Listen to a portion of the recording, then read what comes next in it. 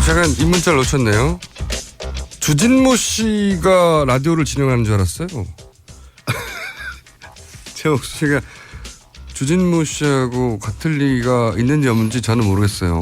그런데 주진모 씨하고 김어준 씨가 어떤 관계인지 너무 궁금하네요. 네, 아무 관계도 없습니다. 자, 이번 순서는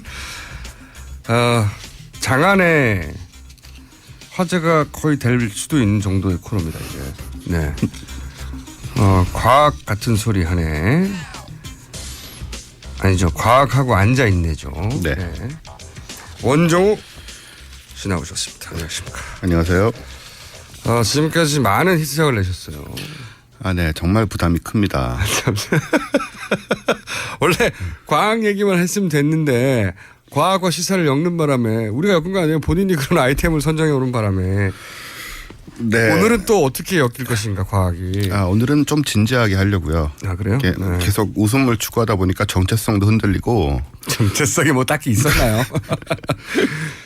그리고 이게 언젠가는 무리수를 두겠다 싶어서 한 번씩 순수 과학을 얘기하기로. 뭐 그렇지는 않고요. 네. 꼭 그렇지는 않은데. 네. 어떤 시사적인 포인트 좀 약한 아이템인가 보죠 오늘은? 뭐 꼭 그렇지도 않은데요. 뭐야? 예, 한번 들어가 보겠습니다. 네. 뇌과학입니다. 저희 뇌과학 몇 번 했지만 뇌과학 한 번 정도 얘기했나요? 뇌과학은 여기저기서 등장했죠. 예. 네. 예. 오늘은 어떤 뇌과학입니까? 오늘은 변절의 뇌과학. 변절자의 뇌 속에서는 어떤 일이 일어나나를 좀 알아보겠습니다. 이게 실제로 연구가 된 거죠. 예, 뭐 물론 변절의 뇌과학으로 연구된 건 아니지만 사람이 왜 이렇게 바뀌는지 그런 부분에 대해서는 제 뇌과학적인 연구가 실제로 이루어졌고요. 사람이 살다가 나이 먹어가면서 혹은 환경에 따라서 그렇죠. 기존의 입장을 확 뒤집는 많이 변하는 경우들이 많이 있으니까. 변하는 경우. 보통 사람은 잘 안 변한다고 하는데 예, 그렇게 많이 변할 때 뇌과학의 입장에서는 어떤 변화가 있는가? 그렇죠. 뇌과학과 진화의 관점에서 그런 연구가 있군요. 네. 요즘 사람들이 많이 잡혀 들어가지 않습니까? 그래서 눈에 띄는 사람들이 좀 있는데요. 많이 잡혀 들어가요. 네. 과거에 꼭 잡혀 들어가야 된다고 생각하는 분들이 잘 안 잡혀 들어가는 게 문제죠. 네, 아직 많이 남았죠. 네, 많이 남았어요. 개 중에는 사실 뭐 초질관 변하지 않고 네. 처음부터 지금까지 똑같이 나쁘게 살아온 사람들도 있습니다. 네, 있어요. 네. 최근에 구속된 두 분 중에 하나가 대표적인 케이스일 텐데요. 예. 그것이 알고 싶다에도 나오셨더라고요. 예, 일관되게. 예, 일관되게 사신 분이 있어요. 네. 이런 50여 년 전부터 지금까지 한 번도 변함없이 네. 쭉 그 길을 가신. 이런 분은 여기에는 해당되지 않고요. 네. 다른 쪽의 연구가 필요한 경우고 예를 들어서 이제 정유라 대리 답안지 관련으로 잡혀 들어간 류철균 교수 있지 않습니까? 네. 이인화라는 필명으로. 네, 등장할 때는 굉장히 큰 인기가 있었죠. 네. 네. 이분이 젊었을 때 이상문학상을 받으셨어요. 네. 그리고 이런 소감을 남깁니다. 문학의 위대함은 새 시대의 변화에 편승하지 못하고 망해간다는 사실에 놓여 있다. 이 위대함과 망함의 형용 모순을 문학하는 사람들은 숙명으로 받아들여야 한다. 좀 어려운 얘기지만 네. 무슨 얘기냐면 세상이 어떻게 변하든 간에 문학은 그 속에서 자기 세계를 지켜가면서 망해간다. 이게 문학의 생명이고 숙명이다. 이런 얘기를 하는 거예요. 네. 근데 이랬던 사람이 몇 년 전 이대에서 강의하면서는 세상은 돈, 권력, 섹스로 돌아갑니다. 사랑, 믿음 같은 건 아무 힘이 없어요. 그런 말 했대요? 예, 이런 말 했어요. 이게 뭐뭐로 누구요? 돈, 권력, 섹스. 권력, 섹스. 네. 욕망에 의해 돌아간다는 얘기는 그렇죠. 한마디로. 그리고 사랑이나 믿음 같은 건 아무 힘이 없다고까지. 아가페 같은 사랑을 믿어요? 하하 뭐 이런 식으로 얘기를 했대요. 이게 같은 사람인 거죠. 앞에 얘기랑 뒤에 얘기랑. 이게 이제 권력의 맛을 본 거 아니에요? 힘의 맛을 본 거 아니에요? 그렇죠. 그렇게 얘기할 수 있는데 이제 왜 이렇게 변했을까를 우리가 좀 더 따져보자. 자연과학적으로. 네, 자연과학적으로. 또 한 사람 더 있지 않습니까? 그 우병우 전 청와대 민정수석. 네. 이 고3 때 담임교사의 말에 따르면 검사가 되고자 하는 이유를 물었을 때 정의로운 사회와 부정부패 없는 국가를 만들기 위해서라고 당돌 하리만큼 또박또박 말했대요. 정의로운 사회와 부정부패 없는 국가. 부정부패 없는 국가. 네. 네. 그래서 20살에 이분이 사법고시 합격하셨잖아요. 그 소년 등과라고 하나요? 소년 등과라고 하죠. 네. 네. 굉장히 일찍 시작을 했고 그런데 이후에 이분이 살아온 모습은 이거하고는 거의 정반대라고 해도 지금 현재 기준으로 보자면 그것과 가장 먼 거리에 있는 분으로 지금 지목되고 있죠. 지목. 그렇죠. 입증되지는 않았어요. 입증되지는 않았습니다. 지목만 되고 있습니다. 그리고 박근혜 잠정 비대통령 측의 그 서석구 변호사라고 있잖아요. 잠정 비대통령. 제가 열심히 쓰는데 이거 왜 안 뜨죠 이 말이요? 딱 정확하게 맞는 말 아닌가요? 저는 굉장히 와닿는 표현입니다. 잠정 비대통령. 네. 아직 비대통령은 아니고 잠정 비대통령이죠. 비대통령이 네. 될 수도 있는 거죠. 네. 이 서석구 변호사가 1981년 노무현 대통령이 변호사 시절 맡았던 불임 사건이라고 있지 않습니까? 그때 판사였죠, 이분이. 네. 부산 항림 사건이라고 네. 이 영화 변호인의 이제 소재였죠. 네. 네. 이때 무죄 판결 내리고 가벼운 형량 내려서 화제가 되는 인물입니다. 네, 맞습니다. 네. 그래서 영화에서 좀 정의롭게 묘사가 되고 하는데 네.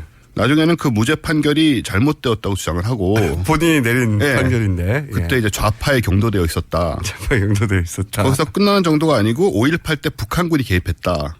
그 굉장히 극악한 주장이죠, 사실. 예, 막 나가신 거죠. 네. 그래서 지금도 이제 그런 관점에서 활동하고 계시고요. 네. 그 박근혜 대통령을 예수하고 비유하신 분. 네, 바로 그분입니다.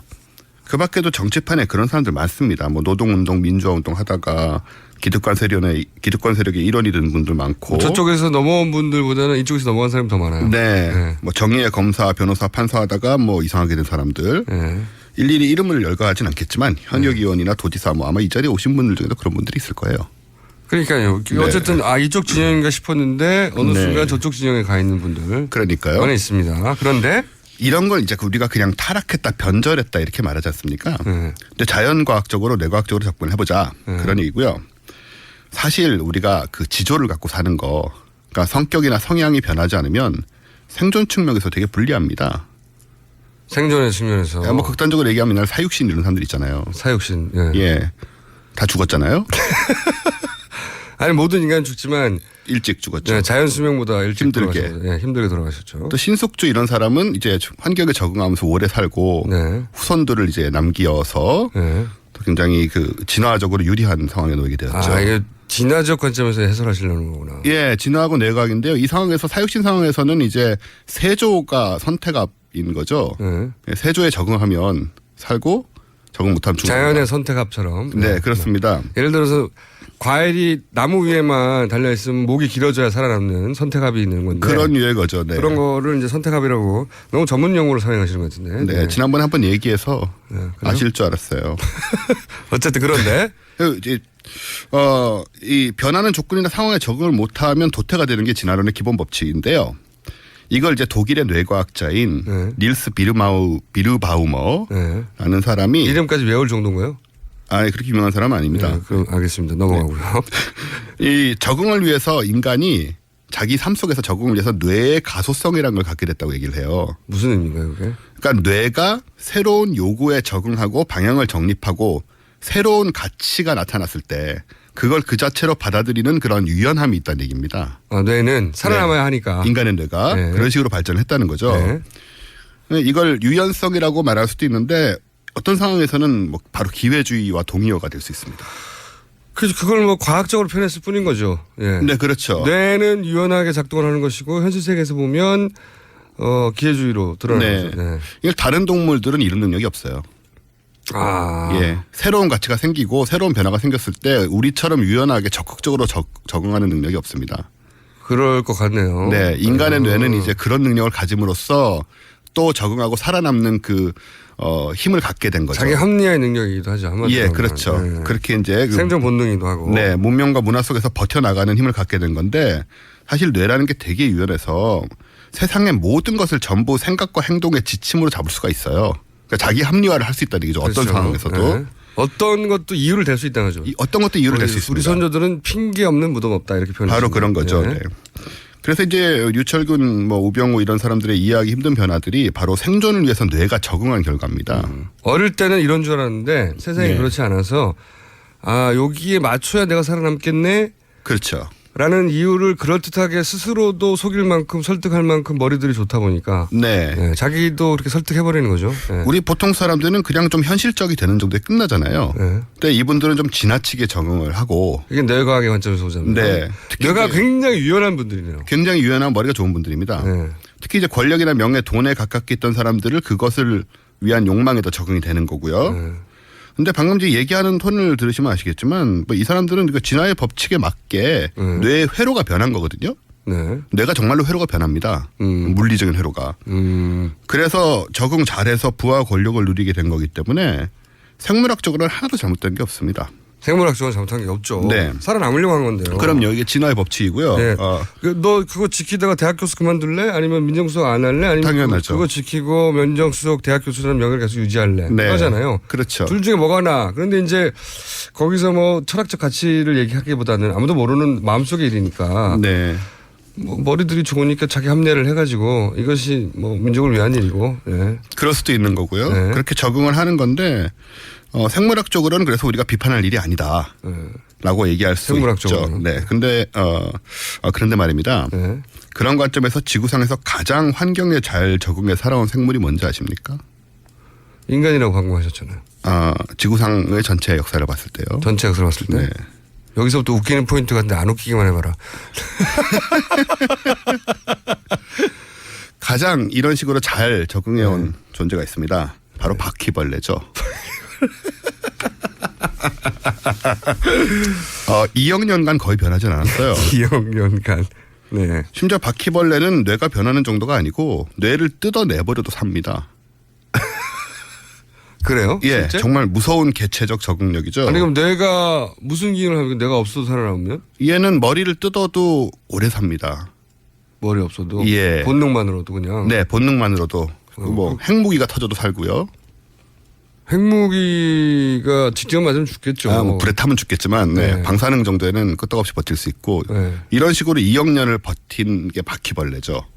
그게 개체 중에 가장 오래 살아남은 고동 생명체입니까? 변하지 않고 이제 아메바나 세균 이런 거 말고. 네, 그런 거 말고 네. 그러니까는 변하지 않고 그 개체의 적응력이 너무 뛰어나니까 네. 이게 다르게 변하지 않아도 계속 그 상태로 2억 년을 버틸 수가 있었던 거예요. 껍데기는 비슷한데 어쨌든 적응을 계속 해가면서. 적응을 계속하면서 그러니까 개체로서 우리는 이제 진화란 건 원래 세대가 바뀌면서 적응을 하는 건데 네. 바퀴벌레는 개체로서 원체 적응을 잘하기 때문에 진화하면서 안 바뀌면서도 계속 그 모습 그대로 2억 년을 올 수가 있는 거죠. 위대한 생명체네. 위대한 생명체입니다. 네. 그래서 지금 주장하는 바는 이런 분들을 바퀴벌레에 비유하시는 거예요? 그렇지 않습니다. 저는 직접적인 관련성은 없고요. 다만 저는 이제 생물학적 얘기를 할 뿐이고요. 근데 우리가 이런 능력이 참 부럽잖아요. 적응하는 능력. 네. 그죠? 살아남는 능력. 근데 이제 여기서 잊지 말아야 될 것은 그래서 이제 바퀴벌레는 아직도 바퀴벌레로 남아있고 우리는 인간이 돼 있는 거죠. 저런 능력이 우리가 없었기 때문에. 제가 보기에는 말이죠. 네. 이 뇌과학까지는 괜찮았어요. 뇌과학까지는 괜찮은 그 자체로 괜찮았는데 이것을 시사를 연결하기 위해서 무리하게 바퀴벌레를 끌어들이면서 바퀴벌레로 연상되는 것을 어떻게든 연결 지원을 하는 그렇지 않습니다. 이 닐스 비르바우머의 그 저작에 실제로 바퀴벌레가 이렇게 예로 들어 있습니다. 아 그래요? 차라리 그럼 닐스 비르마우로 연결할겠어요 오늘. 네네. 닐스 비르마우요? 닐스 비르바우머. 닐스 비르바우머. 네. 네. 닐스 비르바우머가 사람이 이렇게 변절하는 것은 다 이유가 있는데 한마디로 말해서 뇌가 워낙 유연해서 그런 거다. 그렇죠. 환경에 적응하려고. 네. 그러니까 그러면 예를 들어서 굉장히 기회주의적이고 그리고 뭐 세태 영합하고 이런 사람들 보면 당신은 닐스 빌마우적이야. 뭐라고요? 빌바우머? 네. 빌바우머적인 인간 이렇게 불러야 되는 뭐 아무도 무슨 말인지 모를 테고요. 반박을 못할 거 아닙니까? 네, 뭐 그러시든가요. 저는 안 그래요. 저는 차라리 바퀴벌레라는 표현을 쓰는 게 훨씬 더 와닿을 것 같아요. 닐스적이야가 낫나요? 아니면 빌바우머적이라가 낫나요? 이거는 예, 정확하게 말하면 비르바우머입니다. 비르바우머 너무 길어요. 그러면 당신은 비르적이야 이렇게 하죠. 네, 그러시든가요. 비르적이야. 딴 데 가서 하지 마세요. 아무도 못 알아듣습니다. 여기 핵심은 이겁니다. 핵심은 인간의 이건 이제 진화 심리학이나 그 영역에서는 이거 많이 다루죠. 이런 비슷한 얘기들을 다루죠. 네. 네. 어떻게 인간이 살아남고 네. 뇌가 거기 어떻게 적응해 왔는가. 뭐 그리고 남녀의 차이도 많이 다릅니다. 여기서 네. 남자는 얘기는 다음에 해야 되는 긴 이야기거든요. 네. 근데 이제 진화 심리학 영역도 되게 재밌는데 그 관점에서도 풀어볼 수 있는 것 같은데 하여튼 유사하게 오늘 풀어본 얘기는 뇌과학의 관점에서는 내가 무척 유연한 사람들이 네. 그리고 그분들이 대부분 머리가 좋은 사람들인데 네. 그분들이 이렇게 입장을 확 바꾼다는 거죠. 그렇죠. 그래서 이분들이 사실 바퀴벌레와 같이 적응을 잘해서 계속 밀고 가겠습니다.